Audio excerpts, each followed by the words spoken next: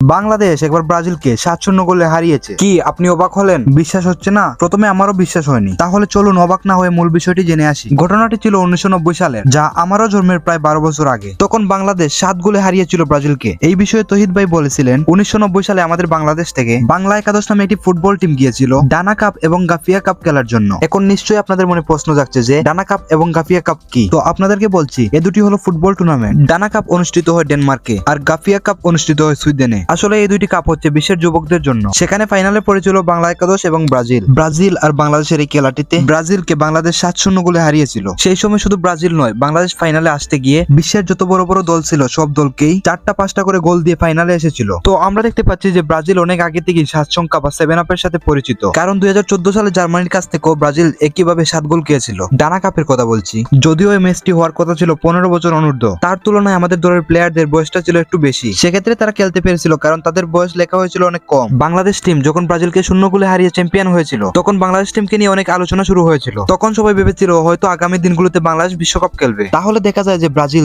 দুইবার 7 গোল খেয়েছিল। ইতিহাস ঘাটলে তো সেটি বেরিয়ে আসে 1990 সালে বাংলাদেশের কাছে এবং 2014 সালে জার্মানির কাছে। বন্ধুরা, ভিডিওটি একটুখানি ভালো লেগে থাকলে একটি লাইক দিবেন এবং চ্যানেলটিকে সাবস্ক্রাইব করে আমাদের পাশেই থাকবেন। আর এই ভিডিও সম্পর্কে কোনো মতামত থাকলে অবশ্যই কমেন্ট বক্সে জানিয়ে দিবেন। অসংখ্য ধন্যবাদ পুরো ভিডিওটি দেখার জন্য।